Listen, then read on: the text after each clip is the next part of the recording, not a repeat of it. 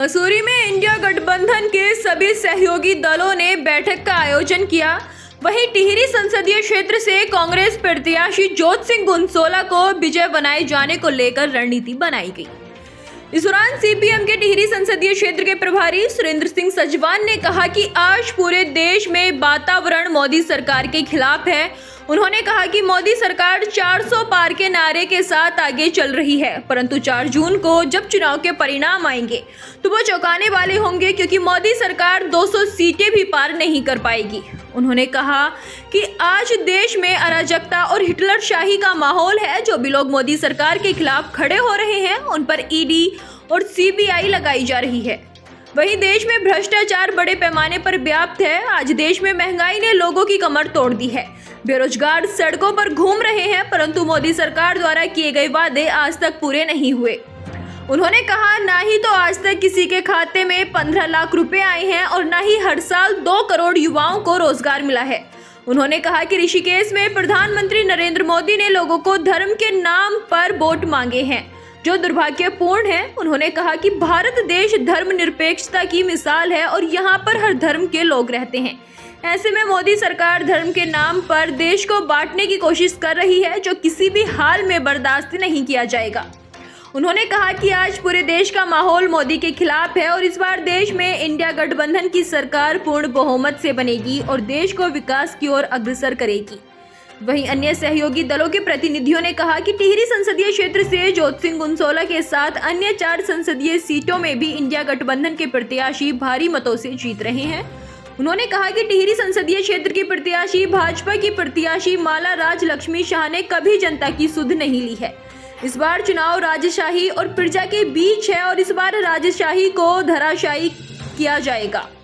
उन्होंने कहा कि इस बार जनता बीजेपी को सबक सिखाने जा रही है और भाजपा 400 के नारे को तो दूर, एनडीए गठबंधन 200 को भी नहीं छू पाएगा। टिहरी संसदीय क्षेत्र को अगर आप देखें तो टिहरी संसदीय क्षेत्र में जो कांग्रेस का और कम्युनिस्ट पार्टी का बहुत बड़ा प्रभावशाली क्षेत्र इस देश की आज़ादी के आंदोलन से लेकर अब तक रहा है। चाहे वो कीर्तिनगर की घटना हो, गोलीकांड की, चाहे वो श्रीदेव सुमन हो, चाहे वो 1930 का तिलवाड़ी कांड हो, बड़े बड़े आंदोलन यहाँ राजशाही के खिलाफ हुए हैं। मोदी जी का रथ चली कहाँ पा रहा है।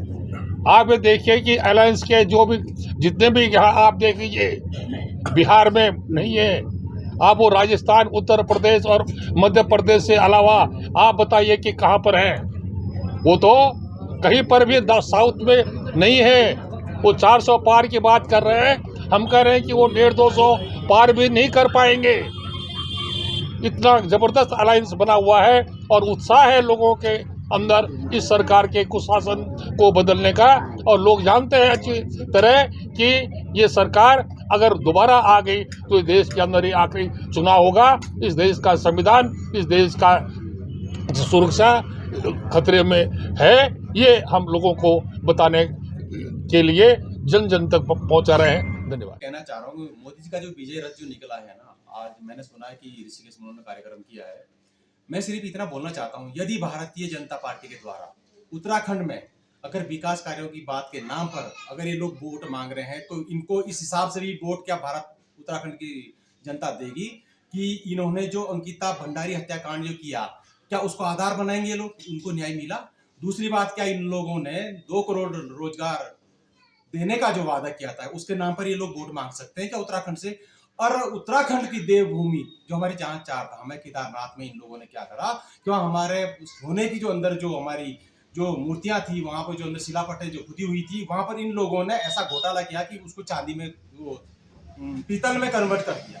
तो ये किस प्रकार की इनकी मानसिकता है। और देव धरती पर आने के बाद जो मोदी जी ने जो 450 का सिलेंडर जो पहले बिकता था कांग्रेस की सरकार में से पूर्व सरकार में देती हुई आई है, तो इन लोगों ने उस टाइम इतना ज्यादा तांडव केंद्र की सरकार ने किया सड़कों पर आकर इन्होंने। अब वही सिलेंडर गैस आज 800 रुपए, 900 रुपए, 1000, 1200 रुपए देखने को मिला। उसके आधार पर ये लोग वोट मांगने का उत्तराधिकारी कैसे हो सकते हैं।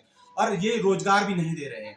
उत्तराखंड में इतना ज्यादा भ्रष्टाचार है, विधानसभा में भ्रष्टाचार, ट्रिपल यूपीएससी पर भ्रष्टाचार, उद्यान विभाग में भ्रष्टाचार, भ्रष्टाचार पे भ्रष्टाचार। तो मेरे को लगता है जो मोदी साहब जो उत्तराखंड में आए हैं, यहाँ के युवाओं को इन्होंने दिया क्या पिछले 10 सालों से?